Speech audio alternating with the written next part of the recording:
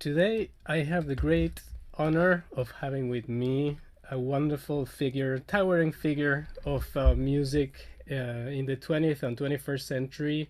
Uh, One of the most important percussionists and composers, especially for percussion. We're going to be talking about his music, his repertoire, his training, his life living in different countries. To me, it's a great honor to welcome Maestro Ney Rosauro to be here with us for this brief interview. My pleasure, Christian, to be here with you. And I'm glad that we soon will be performing together in Porto Alegre. Oh, this will be a great honor for me. The concert we're going to be performing with the Orquestra Sinfónica de Porto Alegre in just 10 days or so. I very much look forward to this. We're going to be performing two of your compositions, and I have some questions about that. But before I get there, I'll just do a brief, just so that our viewers enjoy getting to know in a nutshell a little bit about the significance of your incredible work that you've been doing both as a composer and as a performer. Um, Let me just briefly read a brief biography. Um, a native of Rio de Janeiro, Brazil, Ney Rosauro is considered one of the most important percussion composers of the 20th and 21st centuries. With his unique style of writing, which combines charming melodies with catchy rhythms, Rosauro utilizes the rich elements of Brazilian folklore to create stylized compositions that are full of life and fantasy. He has written 100+ compositions and method books, which are standard in the percussion repertoire. His first marimba concerto is arguably the most popular percussion concerto and has been performed thousands of times by distinguished orchestras all around the world. He has got 11 CDs out, which have been hailed by critics, percussionists, and general music lovers alike. In addition, companies such as Vic Firth have contained mallets, especially designed by Mr. Rosauro, to reflect the sounds he desires for his compositions. So it is a big deal. You have left a mark already in the repertoire of percussion and education as well. You've been a very committed educator as well. So, it's going to be a wonderful honor for me to do this concert with you with two of your compositions, which are the double concerto for marimba, timpani, and orchestra, and the Brazilian Fantasy for two marimbas and string orchestra. Perhaps we can start very, very easy, breaking the ice, if you wouldn't mind telling us a little bit about these two works and what should people listen for in your music. The first one is a Brazilian fantasy, originally for two marimbas, and then later on Wagner Cunha arranged for string orchestra. Has like a nice story on there.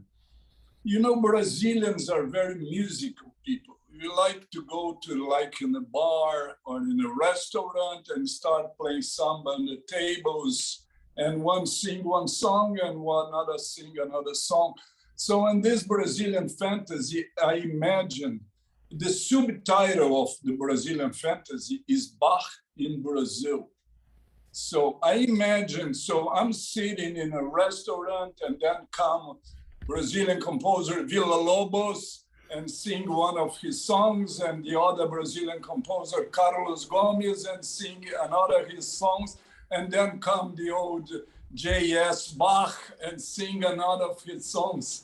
So through the composition, had like slight citations from Villa-Lobos, Carlos Gomes, and Bach. So, and that's more fantasy-like. Yeah, I would be glad to be playing with Gilmar Goulart, a former student of mine that teaches now in University of Santa Maria in Rio Grande do Sul, where I taught for more than 10 years. How wonderful, and what a nice way of coming back full circle with one of your students and now performing as a soloist together with him. That's definitely. Wonderful. The second piece, the double concerto, is a composition that was commissioned by the Haydn Orchestra from Trento and Bolzano in Italy. They commissioned, they performed it, and they made a wonderful CD that's in Spotify. It's worth to go there and listen. Ivan Mancinello and Domenico Cagnassi on timpani.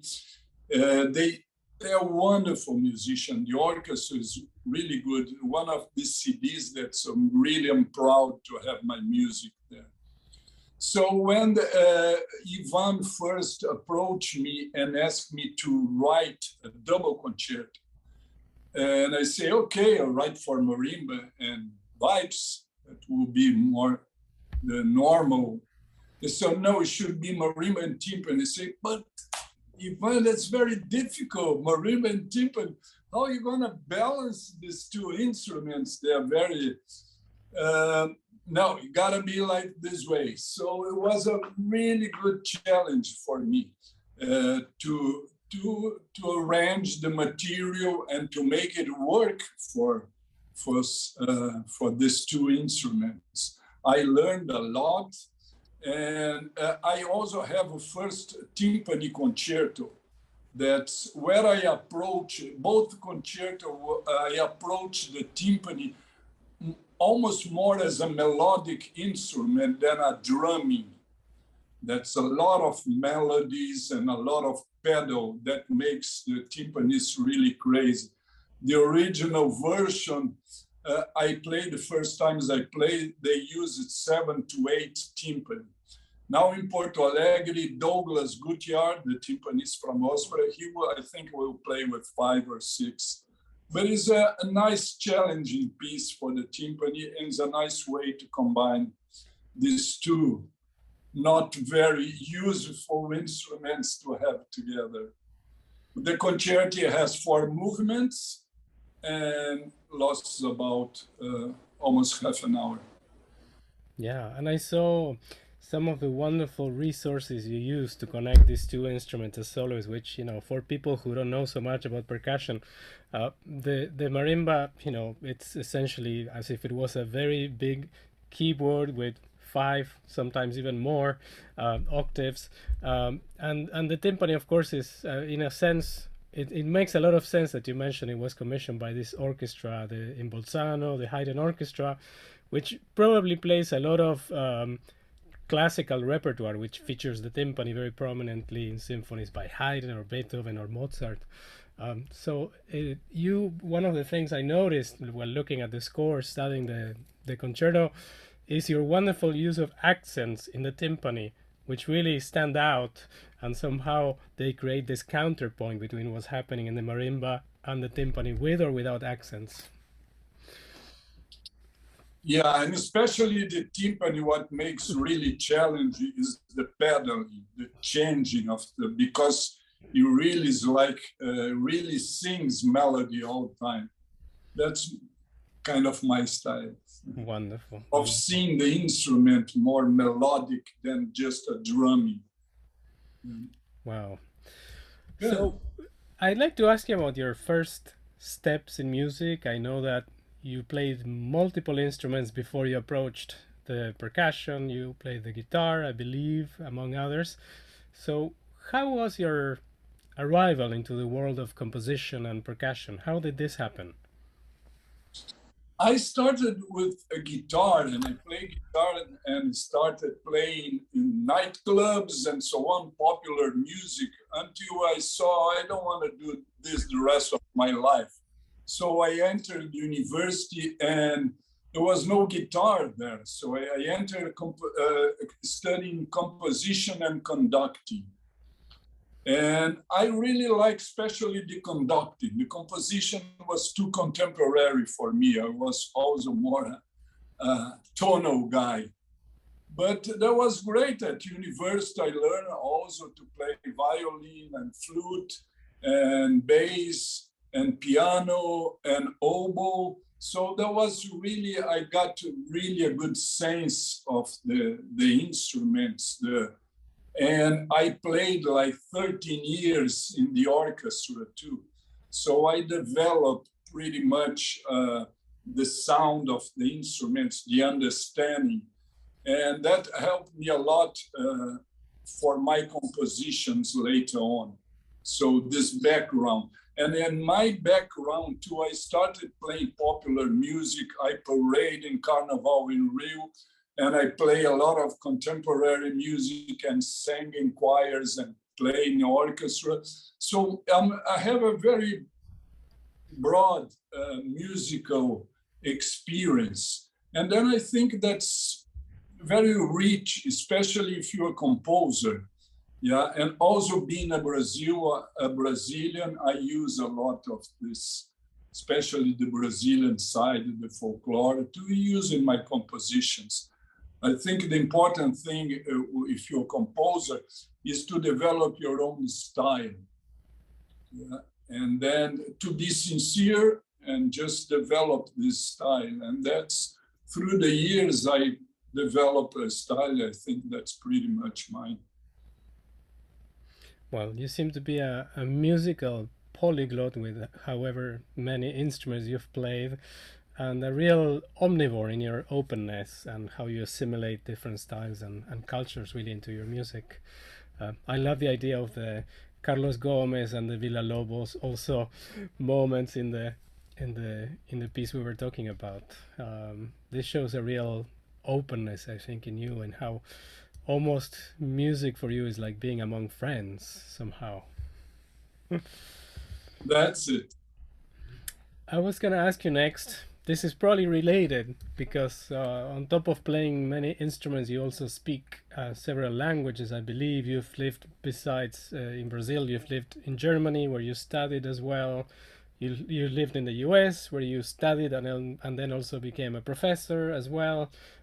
Your music has been performed all over the world. So, how does this enrich or affect you as an artist? All this multicultural life, and if you want to share about which languages you enjoy speaking.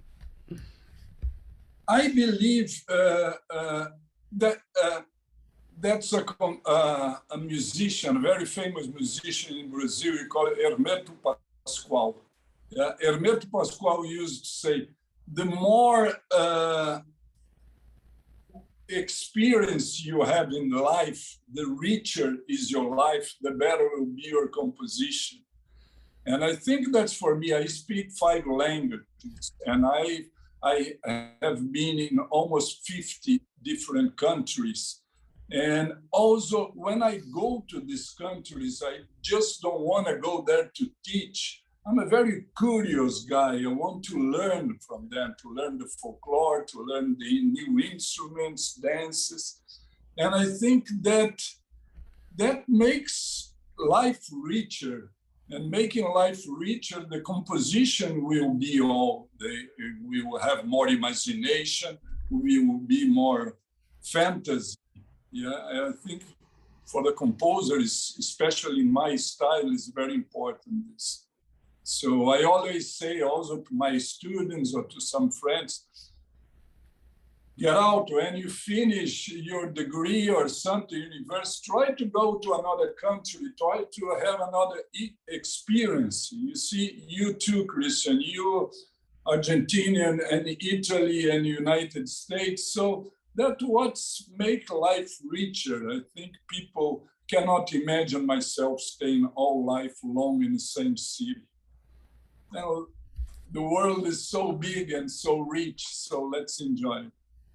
Wonderful, wonderful. Yeah, I couldn't agree more. Yeah.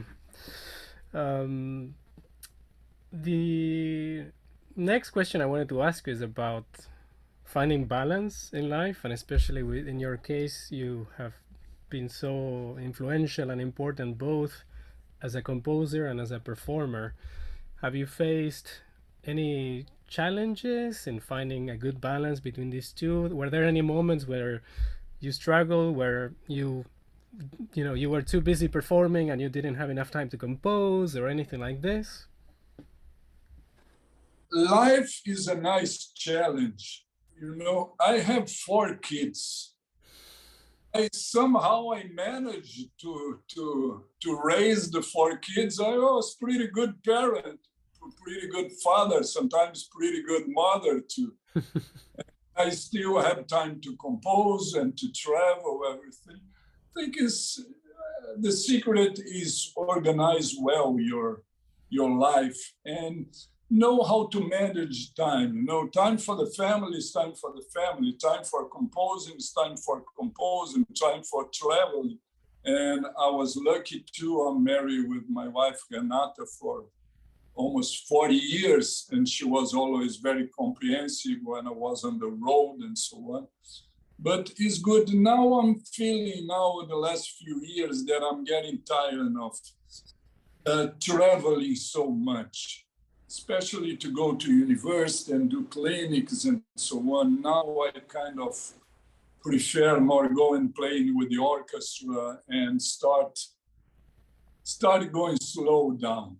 I even thought about stopping playing and so on, but I love so much to play. I can't, as long as I still enjoying the playing aspect, I will keep going a few more years. Well, you certainly look extraordinarily young, and this question might be related. I remember reading that you are a very avid practitioner of Tai Chi. So is this one of your secrets, how you stay so young and vibrant? Tai Chi is like my main thing. I do almost every day. And when I moved to United States in the year 2000, there was too much tension and too much. I was director of percussion studies at the University of Miami. Was a lot of tension, and I started having back problems. I was killing myself and neck problems. And then I discovered the Tai Chi. And since there, for over 20 years, I do this. I learn several forms, and I just do home every day. That's magic for me, it's for my body, everything. That's I think it's important when you get to a certain age, you gotta keep moving. If not, you rest. I think you very much tempted me to look into Tai Chi. Yeah, I always say, especially my student, that's the best, one of the best sports for the musicians. Yeah.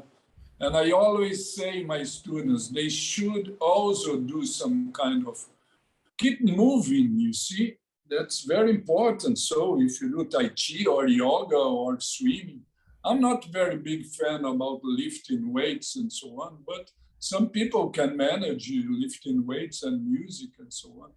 But I think it's important to keep moving, yeah? Because especially if you practice too much, after a few hours practice, you need something to relax, to make your body, yeah.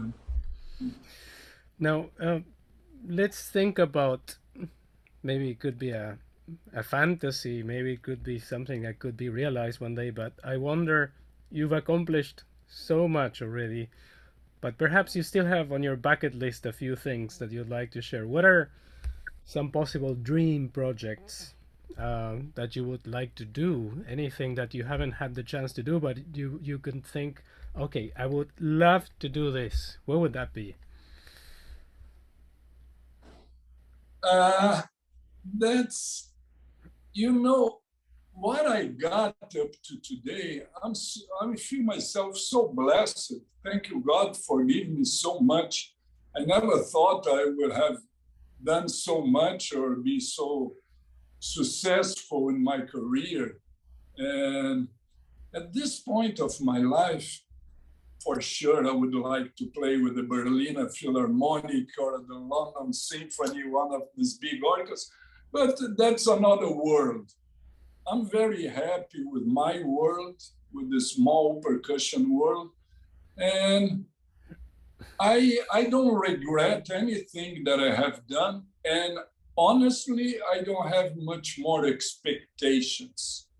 I wanna, for example, now maybe I'm gonna go slow down my performance, and maybe start composing more for orchestra. And but slower. I don't. At this point, I need more peace, or I need, like in Brazil, now I start doing a lot of social projects, you know, playing in nursing homes and playing homeless shelter in Miami. I did this a lot. This point of the life, this became very important than to do more and more career, to be more well-known, to be more. I'm kind of satisfied with what I have. I feel that still a lot of good things will happen, but I will not lose my sleep at night to planning things for the future.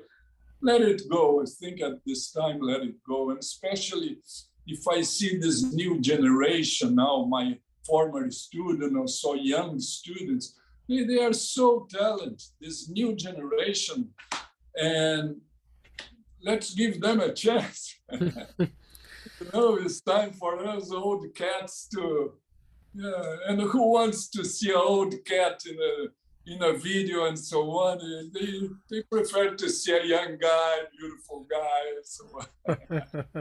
So it's, yeah, I think this important thing is to be happy with who we are and what we have. Yeah. I think that speaks very highly of your generosity of spirit, and also, Yeah. you're very self-aware, I think, of how much you've already accomplished, and it's very nice what you have to say. I was in fact going to ask you about your volunteer work, playing in hospitals and nursing homes. How did this start, and was it by chance or through a friend? I started like 30 years ago. My mother was in, I moved to United States, and she was in Porto Alegre, and she has Alzheimer. And I started going to a nursing home and see all these old ladies with Alzheimer. They sit like, oh, and I say, man, I get so depressed when I go to these houses. Oh, these ladies don't talk. They just watching the floor and so on. And then one day I come to the nursing home with the guitar. And then suddenly I start playing. And then suddenly all the old ladies in the room started smiling, dancing, singing. And I say, wow, man, I never thought about this. So the rest of the week I went every day, and there was a party, they were dancing and so on. And then I noticed the importance of this, you see. And then when I moved to United States, also I got involved with the spiritist movement, and they had also some things they went to play. And I play in Miami. I play 15 years in Camilo's house. That's a homeless shelter for over 300 people. Just go there, but I play guitar. Just go play guitar and microphone and sing the songs what they want to hear.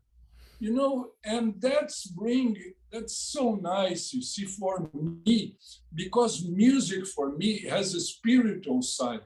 Music for me is a thing that gotta be feed the spirit, feed the heart, you know, because sometimes, especially, we have a lot in this world of musicians, especially world of classical music, a lot of ego fights. You know, and that's a lot of people to say, oh, if I want to be better than you, I have to tell you everybody that you're really bad and so on. And sometimes you go to a place and a concert and everybody, oh, this guy is bad, this guy is good, but he's bad at this, bad at that. No, I think that has time. I can be good and the other guy can be good too, and the other guy can be good too, you know. I think that's the space for everybody. And I think the more one do, or the more we do with different sides, the more rich get the things, yeah. It's like, for example, my music. My music is pretty tonal and modal. I love melodies. For me, melodies. I know that's like the contemporary music. When I study contemporary composition at the university, was everything, no melody, no rhythm, just contemporary, just contemporary. See, that's not the kind of music I love. But I respect, I think that's important to have a tonal music from Rosauro, very contemporary music from John Cage, and some mixed up from Bernstein or something. You see, that's what makes life interesting. It will be boring if everybody will just have one style of music. So let's open our mind. I love your attitude, and I think your positive spirit. You know, the idea of getting away from somehow this hyper intellectualism or criticism, or always looking for something negative to say. So I like what you're proposing. Yeah. I have we're approaching the end. I have a couple more questions. One is there is so much influence from popular and folk music in your works as well. I can think of so many wonderful Brazilian musicians from Caetano Veloso, Jacques Morellenbaum, Chico Buarque. Uh, are there any particular influences you could name from living musicians, both influences as a composer and or collaborations, just like before? Any dreams of one day saying, okay, I'd love to be on the stage with Caetano, or whatever it might be? Anything you'd like to share? Yeah, that's I'm very proud to be Brazilian. Even if I have a double citizenship, American citizenship, I feel my heart is Brazilian. And I'm very proud of being grown up here in Brazil and to know all the richness of the Brazilian music. Brazilian music is so rich. I think that's the richest. Probably I'm too Brazilian, but I think there's no other country that has so many different rhythms and dances and so on. And these guys, Tom Jobim, and then comes Caetano, Gil, and Milton Nascimento, Chico. These guys are genius, man. Well, my favorite is Djavan. I have something with Djavan that really connects me. My favorite Brazilian composer is Villa-Lobos in the classical and Djavan in the popular side. And I think and I got so much from them, but I got listen from them. Sometimes I take a piece and say, let's try to make a piece in the style of Villa-Lobos. But at the end, I finish in the style of Ney Rosauro. Or I start Djavan, no, I finish. But I mean, just by listening all this music all my life long, I think that gave me enough material. And it's a pity of the Brazilian music nowadays is so commercial and so. But I think that's not in Brazil, that's in America. Everywhere. Everywhere. Yeah. I think, I don't want to sound old, guys, but it seems I don't think most of the music today, or especially the commercial music, don't have the quality or the richness. But that's another thing that we'll not continue discussing. All right. And to finish off, the question I want to ask you is about your advice for young musicians, for people who are considering becoming a professional musician, who are on the verge thinking, shall I do this, shall I not? As you know, many families or parents will simply say, no, better go into finance, become a banker, a doctor, a lawyer, traditional professions.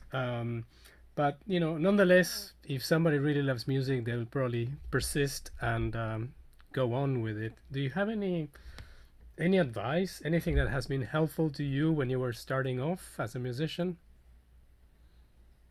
As a teenager, I started making music, and then when I was the time to enter the university, my father has a big farm, and he was training me to be his follower.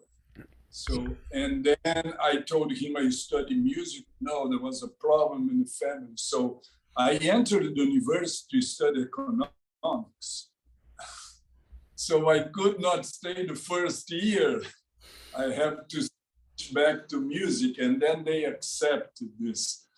But I mean, music is a nice or strange or a nice virus, When it gets to you and it sticks to you, you cannot do nothing, because it's it's difficult to be a musician because it's a profession you have to be working all your life, If you work as in a store selling, you can spend 6 months without selling, you're still gonna be able to sell. But as a musician, if you stay 1 month without practice, musician, especially instrumentalist, is a lifetime commitment. And just for those who really, really love that, I mean, that's a call. When somebody's called to be a musician, I think and that's not correct to say being a musician is not possible. See, Paul McCartney is the richest guy in the UK. He never went to university.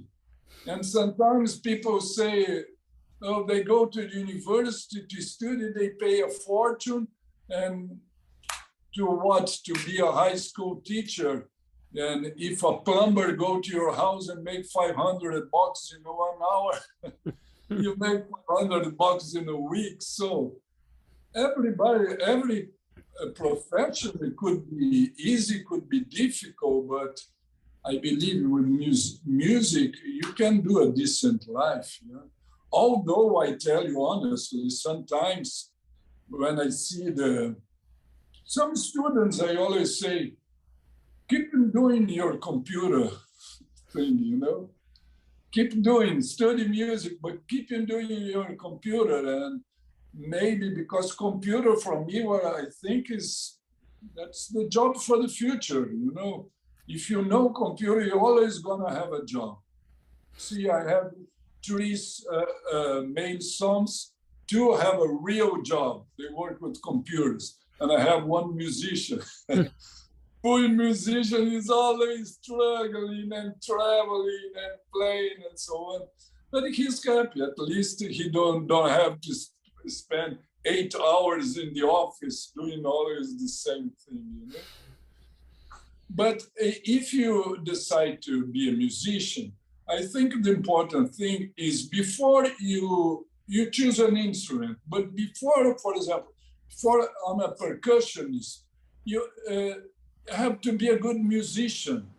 What that means, you learn all the instruments, to learn to be really good in harmony, to understand harmony, to understand all the genres, to know the Beethoven symphonies, the Mozart piano sonatas, to know everything, to know the contemporary music, the Sakharov printemps, and John Cage, to know everything, and even also other thing. In the case of percussion, you like marimba, but you cannot just make your life playing marimba. So have to learn everything, drum set and playing congas and so on. I think that's important that you be a good musician. So working yourself, being a good musician. Piano is very important to learn how to play. So just don't stick in your instrument. Go and learn really music and learn all the styles. That you're gonna be a much better instrumentalist, or in the case of the composer too. And if you someone, I always say the most rewarding part of being a musician for me is a composer, because I think the composer for me started and until today is a very natural thing, a very spontaneous thing. And I think it's important once you start learning one instrument. I start learning guitar and I start right away writing for guitar, or trying to do your playing French horn, try to do some etudes for French horn, try to do something to develop your musical thinking, your music imagination, try to improvise. That's very important, to get out of the thing. And this I think is very important. And that's the same thing why I spoke earlier. This will help the person to be a better musician. Yeah? And if you go to the composition side, don't worry about others will think about your composition. You should be happy with your composition. You compose for you, for example. When I compose, I have like a music in my mind for weeks or for days. I need to get out, you see. It's not, I don't force myself. I need to write a music to sell, to be popular. No, the thing should come natural. And if you're a composer, so just be honest. Yeah, don't try to compose like your teacher or like Stravinsky or like John Cage. Try to find your own style. If you come from a different country, get the philosopher, say, if you want to be universal, sing where you come from. That's another thing, you see. In Brazilian, that doesn't mean everything has to be samba, but some kind of melody, some sadness in a melody, some kind of rhythm change, rhythm pattern, we can use from our own music. And that makes the composer music pretty unique, or at least make his style stronger. Authentic, for sure. Yeah. Well, I think you're the very definition of a Renaissance man in many ways.